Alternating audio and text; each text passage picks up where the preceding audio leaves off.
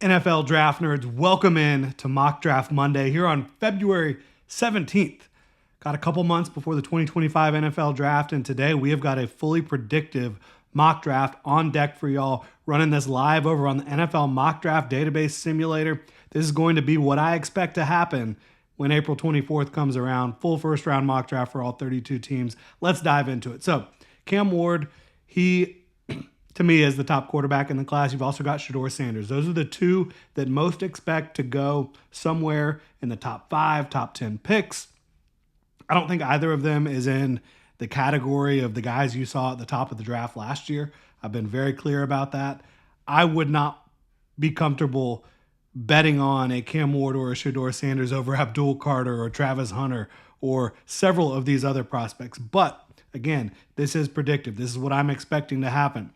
I expect Shedeur and Cam Ward to come off in the top 5, come off the board. I would go Cam Ward if I had to make a bet, if I had to take a swing at the top, because I think Cam Ward has more high-end traits, bottom line. Now, how does it play out? I don't think the Titans should be in on either of these quarterbacks. Could they trade down? Maybe. Would the Giants want to jump the Browns? Would a team from outside the top 5 jump up? The Raiders, the Jets, to potentially get their quarterback of the future? Which quarterback would that be? I think if the Titans stick and pick at 1 and they take a quarterback, it's going to be Shedeur Sanders. I think he fits a lot more with what Brian Callahan wants to do offensively. I think he's a more reliable quarterback prospect right now. I think he has a safer floor. I think the ceiling is also a little bit more limited than Cam Ward's, but I don't think the Titans are taking a quarterback. I don't know that they're going to trade down either. You know, they talked about not passing on a generational prospect. Who could be classified as a generational prospect in this draft?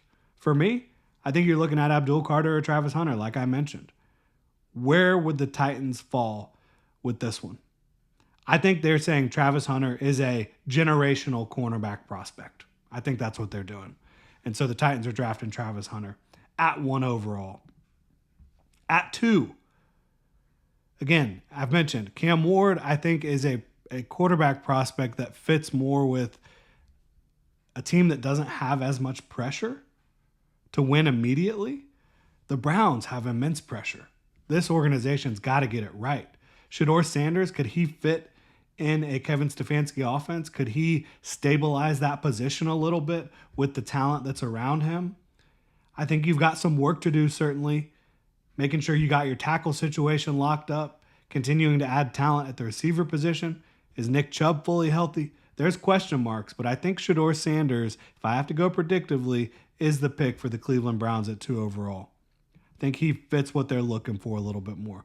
And then I mentioned, I think Cam Ward's a better fit for a team that doesn't have a lot of pressure. I would imagine the Giants, Joe Schoen, Brian Daboll have a ton of pressure, but Cam Ward's ability with his legs, his ability to make plays off script, throwing off platform, throwing on the run, playmaking. Could Brian Daboll work with that? Maybe he could. I think that that's actually a fairly good fit from a coach and a talent perspective. Still risky for both of these quarterbacks going this high. But I think the New York Giants are going to draft Cam Ward. I think both these quarterbacks are going to be off the board in the top 3.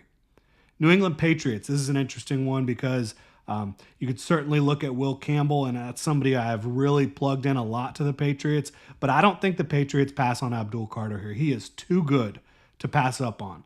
Unbelievably explosive, off the edge, converted from off-ball linebacker to edge. You can move him around the front. You can rush him, from a 2-point stance up the middle. He can do a lot. And he's a dynamic football player. I think he and Travis Hunter are the 2 best players in this class. So, Jacksonville Jaguars, they get to 5 overall here. And predictively, I think sitting at 5, I would not guess anybody's trying to move up here. You know, both your top quarterbacks are off the board. I don't think you feel the need to trade up if you're that desperate for a quarterback at this point. So I'm going Mason Graham. I think that Looking at Eric Armstead and Mason Smith, there's reason for optimism there, but I think Mason Graham is the next best player on the board. You look at the Philadelphia Eagles, a team that has an absolutely dominant defensive front. They were unblockable throughout the playoffs. Try to make yourself unblockable on the defensive line, in my opinion, for the Jacksonville Jaguars. Las Vegas Raiders. So they missed out on the quarterback sweepstakes. So did the Jets, right? Where do we go if we're the Raiders? You talk about Tedero McMillan. Talk about Ashton Genty. Some interesting prospects here. You could also go corner Will Johnson. They do have a pretty solid offensive line overall. I got to give the Raiders credit for that. Could they upgrade potentially with Will Campbell? Yeah, I think Will Campbell is in that range. For me, the top prospects available, regardless of positional value, are Ashton Genty, Will Johnson, Malachi Starks, and Tyler Warren. The Raiders do not need a tight end, bottom line, right? So you're looking at corner, you're looking at Will Johnson, you're looking at Ashton Genty, you're looking at Tedero McMillan, I think. I think these three right here is who you're looking at. And, gosh, that's a tough pick. I think the Raiders go Tedero McMillan. T-Mac. Get themselves a big-time wide receiver to pair with Brock Bowers and company. This is a deep running back class. So Will Campbell, he falls to the Jets here. I think that he could be a great pick for them. Obviously, you have Olu Fashanu, you have AVT, you have a young center who you're hoping takes steps in the right direction. I think that makes a lot of sense. I think that's the direction I'd go for them. Will Campbell to the Jets at 7 overall. Carolina Panthers. Look at what they need. I get killed every time I draft for the Panthers and I don't take a defensive player. Let's see what we got here. So for me, Michael Williams, and this is predictive. It is predictive. I think that he would be viewed as, unbelievable athlete, great length, great run defender right now, very strong, very stout, very explosive. Develop the pass rush a little bit. I think you're cooking with gas. Michael Williams to the Carolina Panthers at 8 overall. Now, the New Orleans Saints, they have an interesting decision here.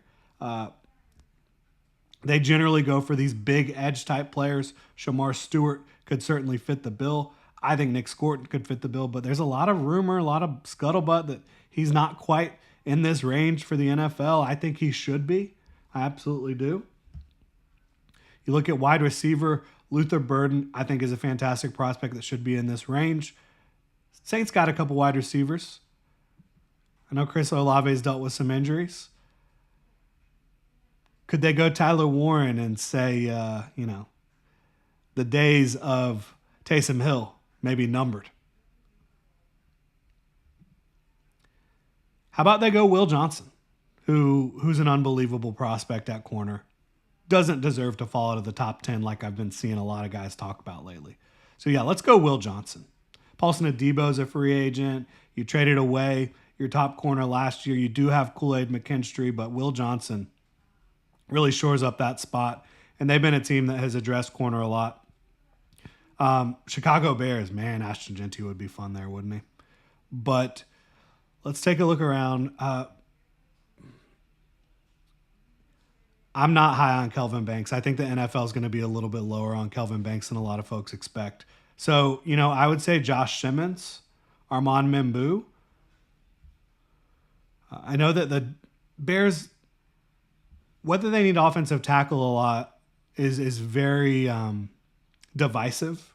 I know that a lot of Bears fans, a lot of people around the league feel like they're good enough at offensive tackle. They could really use interior offensive line more. I think Tyler Booker's a great player. I think it's a little early for him. Just a little early. Donovan Jackson, you could make the argument, could play guard or tackle for you. I think you could say the same thing about Armand Membu.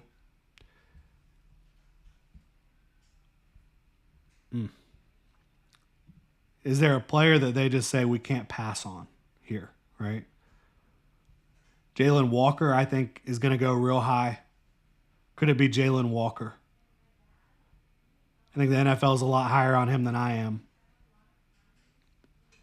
Let's go Ashton Jeanty. I've not seen that. I've not seen Ashton Jeanty to the Bears a lot. I think that he's not going to fall as far as some folks are talking about falling into the early 20s. This is a good spot for him. What is the best thing you can do for a young quarterback? Upgrade that running game, and Ashton Jeanty's going to do it in spades. And he's also a really talented pass catcher and pass protector.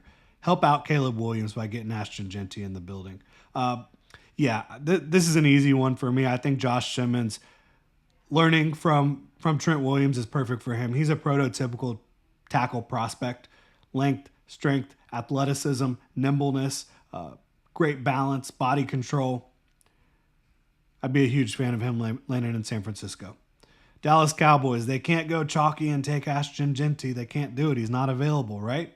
So what could they do? They go Luther Burden, and I think he belongs in this range. They could go Matthew Golden, take the Texas kid.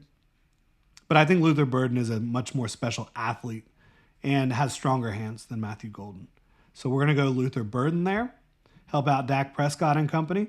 Miami Dolphins, is Javon Holland going to remain a Miami Dolphin? That is the big question this offseason for them. Either way, I think Malachi Starks is just too good to pass on at this point. I think they're going to take him. We're going to go chalky here. Tyler Warren to the Colts. They could use a tight end. He is the best tight end in the class. Colston Loveland, probably a better overall receiving prospect, but Tyler Warren, a better tight end prospect. Can do a lot more for you on the football field, and a great receiver at tight end, without question. I love James Pierce Jr. to the Atlanta Falcons at 15. They need a legitimate edge rusher. James Pierce Jr. is a dynamic edge rusher who is undervalued in this class. Arizona Cardinals could also use edge. Is this where Jalen Walker comes off the board for me? Yeah, let's put him there. I think he needs to develop a pass rush plan, but he does have the skill to do it. Absolutely does. There's moments on tape where offensive tackles simply cannot get hands on him. Now, at 17, Cincinnati Bengals, they could use a big edge defender. They could also use a defensive lineman. I think the best on the board here when it comes to the defensive front is Kenneth Grant. He's going to help you out tremendously in the run defense department. I think he can also give it to you a little bit as a pass rusher. He's got some freaky traits at 340 pounds. So Kenneth Grant comes off the board there. Kelvin Banks has got to come off at some point. I understand that. The Seahawks need interior offensive line and offensive tackle help, potentially. But I can't do it. I cannot do it there. We're going to go Armand Membu for the Seahawks, who could potentially be guard or tackle for them. All right, Tampa Bay Buccaneers, what do we got? Jahdae Barron would be a fun fit. Where does Savon Ravel end up going? Where does he fall to? Because I think he's the most talented prospect still on the board. Him, Tyler Booker, Colston Loveland. These are my top guys. I love the fit because, he's already a Pirate. Why not become a Buccaneer? Savon Ravel to the Tampa Bay Buccaneers at 19 overall. So at 20, this is a very common thought, but getting the Broncos, getting Bo Nix, Sean Payton, a legitimate pass catcher for Bo Nix for this offense, I think makes a ton of sense. Colston Loveland still on the board. Emeka Ibuka, Matthew Golden. I think Colston Loveland is the biggest mismatch problem and the most talented of those three. Pittsburgh Steelers. We could go wide receiver. We could go corner. Defensive front. I'll tell y'all what. There's going to be some defensive front boys coming off the board here soon. And Darius Alexander, my top ranked among them. That's my hot take right now on the draft. And I think the NFL is going to be with me. He's over 305 pounds, great length, great production, great technical run defender. He can put offensive linemen, particularly guards, on skates. Special player. But looking at the Steelers, Emeka Ibuka, I think he just fits what they need. Like a true professional receiver in every sense of the word. Los Angeles Chargers. Top tight ends are off the board. You're not going in that direction. Although Elijah Arroyo, I wouldn't be shocked if somebody takes him in the first round, honestly. He's that good. They could use edge potentially here. Get that ad out of the way. So Shamar Stewart is a beast. There's no question about it. I'd have a hard time leaving Walter Nolan still on the board here. Just his ability to create disruption in the backfield, I think, is going to be special at the NFL level. That's what we're going to do. Walter Nolan to the Los Angeles Chargers. These ads are relentless right now. All right. Green Bay Packers. Could use corner. Yeah, Jahdae Barron, that's just such a solid fit. Such a good sound player. Great eyes. Has great vision for the football. Always knows what's coming. Navy Federal is really getting after us here. No free ads, people. All right, Jahdae Barron. Minnesota Vikings, defensive lineman. Ooh. Yeah. I think this is the time. I think Darius Alexander is going to come off the board in the mid-20s and people are going to be surprised, but they shouldn't be. This guy's an absolute stud.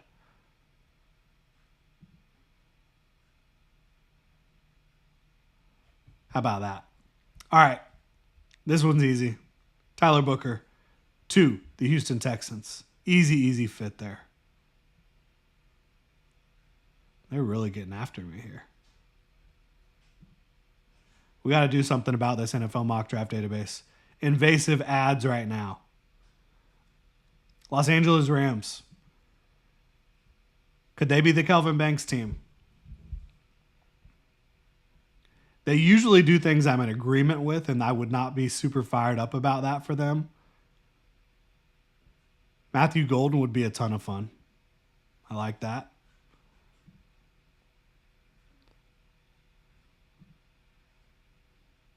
I could see them as the Donovan Jackson team. Have him playing tackle for you. His best tape was his last several games in college playing left tackle for Ohio State. Let's say the Rams have some foresight. They see it. They see the vision.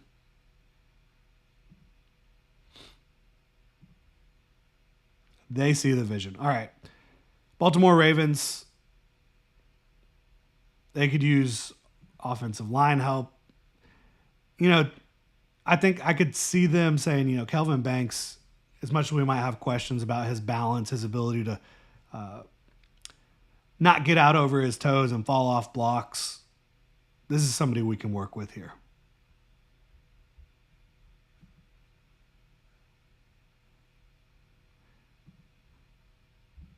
And these ads are just relentless. All right.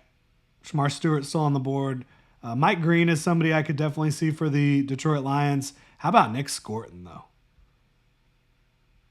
Playing opposite Aiden Hutchinson. I love that fit.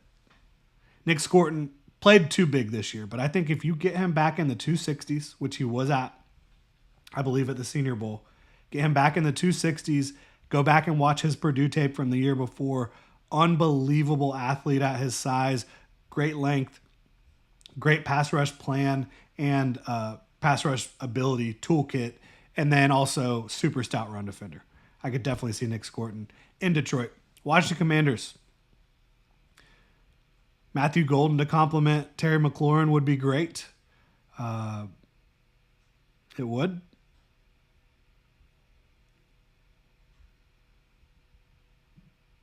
I keep having to click out of these daggum ads, y'all.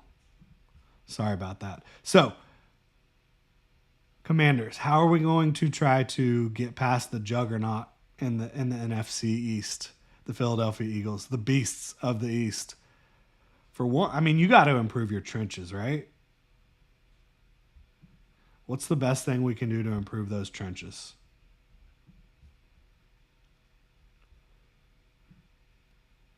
Love Gray's Abel. but I think he's more interior. And they could upgrade a lot on their offensive line, quite frankly, they could. But I think defense is presenting the best value here. Upgrade that defensive front. I love Tyleik Williams out of Ohio State. I think he's going to be a game wrecker, both against the run and the pass.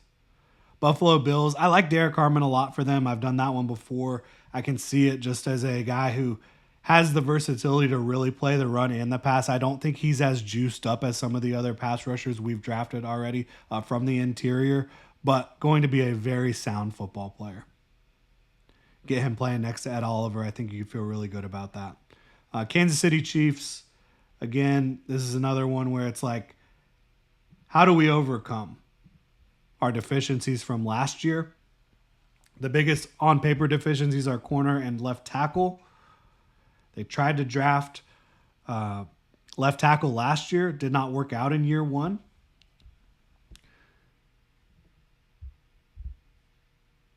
Zaire Thomas would be a great fit in their system at corner. Press man, cover corner. Josh Connerly, tape up and down a little bit, but he's got the traits to be a tremendous left tackle. You got to help Patrick Mahomes out. You've absolutely got to do that. I think they would pull the trigger on Josh Connerly here. Philadelphia Eagles, where can they take advantage of a market inefficiency? That's what Howie Roseman is always doing. Shamar Stewart, hard for me to see him really fall into this spot, but that makes too much sense for them. It does. I personally love Donovan Ezraku, but Shamar Stewart at over 280 pounds with the length and strength he has, the ability to set the edge and use speed to power, and then also the budding pass rush plan, tool bag. Yeah, Shamar Stewart. I think Eagles fans could get fired up about that. Continuing to add to that defensive front, as they've got a couple guys, Josh Sweat, Milton Williams, who are set to hit free agency, right?